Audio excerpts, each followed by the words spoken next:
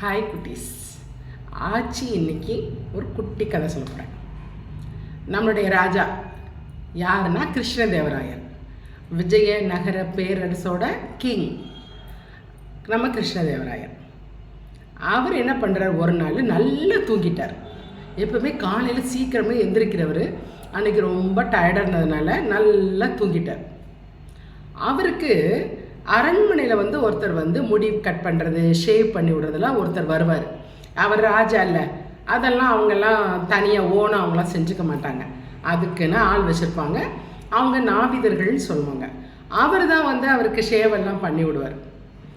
அப்படி அன்னைக்கு அவர் வர்றாரு. இவர் நல்லா தூங்குறார். ராஜா கொருன்னு கொரட்டை விட்டு தூங்கிட்டு இருக்கிறாரு. உடனே அவர் அவரை டிஸ்டர்பே பண்ணாமல் அழகாக ஷேவ் பண்ணி விட்டு போயிட்டார். ராஜா முழிச்சு பார்க்குறாரு. அழகாக ஷேவ் பண்ணி ரொம்ப சூப்பராக இருக்கார். ராஜாவுக்கு ரொம்ப ஹாப்பி ஆயிடுச்சு. அடடா, நம்ம தூக்கத்தை டிஸ்டர்ப் பண்ணாமல் நமக்கு என்ன அழகாக ஷேவ் பண்ணி விட்டுருக்கிறாருன்னு சொல்லிட்டு ஹாப்பி ஆகிட்டு அவரை கூப்பிட்றாரு. நாவிதரை கூப்பிட்றாரு. வாங்க அப்படின்னு கூப்பிட்டு, நீ சூப்பராக பண்ணியிருக்க, என்னை டிஸ்டர்ப் வேற பண்ணலை, உனக்கு என்ன வேணும் கேளு அப்படின்றாரு. ராஜா மாதிரிலாம் சந்தோஷமான என்ன செய்வாங்க, நிறைய கிஃப்ட் கொடுப்பாங்க கிங்கெல்லாம். அது மாதிரி கிங்கு கேட்குறாரு. உடனே அவர் என்ன சொல்கிறாரு, எனக்கு பொண்ணு பொருள்லாம் வேண்டாம் ராஜா, எனக்கு இங்கே இருக்க சைவ அறிஞர்கள், அந்தணர்கள், சைவர்னா அறநிலை கூடம்னு சொல்லுவாங்க, சாப்பிட்ற இடம், அங்கே அவங்க கூட உட்காந்து நான் சாப்பிடணும், அதுதான் எனக்கு ஆசை அப்படிங்கிறாரு. ஏன்னா இவர் நான்வெஜ் சாப்பிட்றவர், அதனால் சைவர் அறிஞர்கள், அந்தணர்கள் கூட போய் நான் உட்காந்து சாப்பிடணும் அப்படின்னு கேட்குறாரு. ராஜாவும் சரி ஓகே அப்படின்ட்டார். சொல்லிட்டு எல்லாரையும் கூப்பிட்டு, நீங்கள் 6 மாதம் உங்களுக்கு டைம், அதுக்குள்ளே நீங்கள் அந்த நாவிதர் அவரை கூப்பிட்டு நீங்கள் எல்லோரும் ஒன்றா உட்காந்து சாப்பிடணும். 6 மந்த்ஸ்க்குள்ளே செய்யலைன்னு வச்சுக்கோங்க, உங்களுக்கு வர மானியத்தெல்லாம் கட் பண்ணிடுவேன்.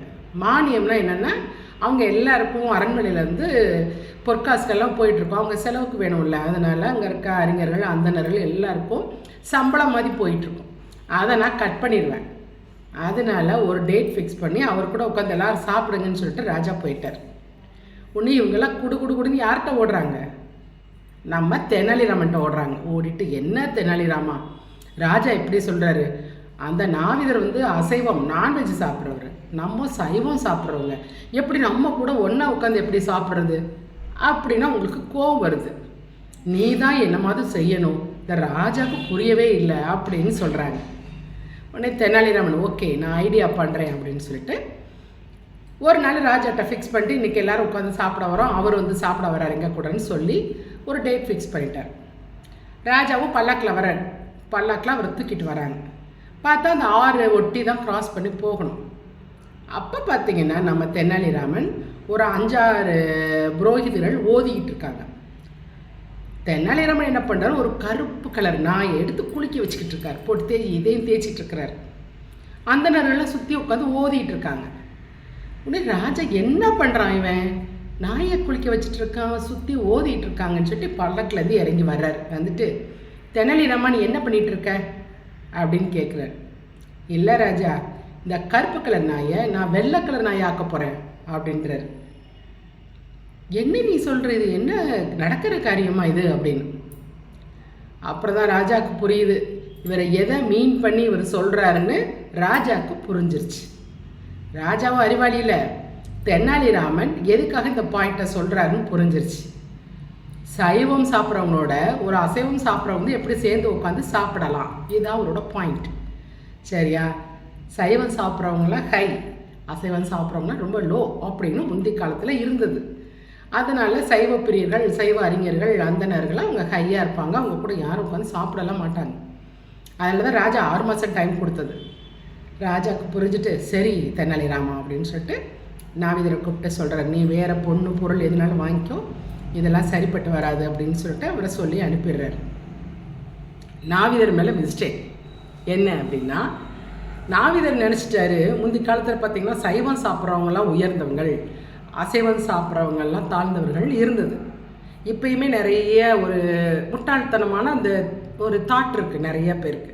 சைவம் சாப்பிட்றவங்களாம் ரொம்ப நல்லவங்க, உயர்ந்தவங்கள், அவங்க உடம்புல எந்த டிசீஸும் வராது அப்படிலாம் இருக்குது. இப்பயுமே இருக்குது. நான்வெஜ் சாப்பிட்றவங்களாம் மட்டமாக பேசுகிறது, மட்டமாக பார்க்குறது அது எப்பயுமே இருக்குது. இத்தனை வருஷம் கழிச்சியுமே ஆச்சு. எத்தனை பழைய கதையை சொல்கிறேன். அப்போ இருந்து இப்போ சிஸ்டம், கம்ப்யூட்டர் எல்லாம் ஃபிங்கர் டிப்பில் இருக்குது. எங்கள் வேர்ல்டே தொட்டா டச்சில் இருக்குது எல்லாமே. இருந்தாலும் இன்னும் இதெல்லாம் மாறவே இல்லை, அப்படியே ஊறி போய் கிடக்கு. அதனால நாவிதர் கேட்டது ஃபஸ்ட்டு தப்பான விஷயம். நான் போய் அவங்க கூட கொஞ்சம் சாப்பிட்டுன்னு கேட்டார் பாருங்க. அதுக்கு காசு பொற்காசில் வாங்கிட்டு போயிருக்கலாம். அவர் செஞ்சது தப்பு. அவர் சரியா. அதுக்கு தெனாலிராமன் என்ன பண்ணுறாரு, பிளாக் கலர் நாயை குளிப்பாட்டி ஒயிட் ஆக்க முடியுமான்னு கேட்குறாரு. அவ்வளோ கஷ்டம் அப்படின்றத மீன் பண்ணுறாரு யார், நம்ம தெனாலிராமன். சரியா. அதாவது இங்கே தாட் நல்லா இருக்கணும். எண்ணங்கள் உயர்ந்தவையாக இருக்க வேண்டும், நல்லதாக இருக்கணும். அப்போ தான் ஒரு மனுஷன் மேலே போக முடியும், நல்லவனாக இருக்க முடியும். நீ சைவம் சாப்பிட்டாலும் சரி, அசைவம் சாப்பிட்டாலும் சரி, நினைக்கிற எண்ணங்கள் இருக்குல்ல, அது சூப்பராக இருக்கணும், நல்ல எண்ணங்களாக இருக்கணும். சரியா. பாசிட்டிவான எண்ணங்களாக இருக்கணும். அப்போ தான் ஒரு மனுஷன் உயர்ந்த நிலைக்கு போக முடியும். அவன் தான் பெரிய மனுஷனே. சரியா. சைவம் சாப்பிட்டா பெரிய மனுஷன்லாம் கிடையாது. என்ன இருக்கணும், நினைப்பு, எண்ணங்கள் நல்லவையாக இருக்க வேண்டும், அதுதான். சரியா. ஆச்சு. நாளைக்கு இன்னொரு குட்டி கதையோட வரேன்.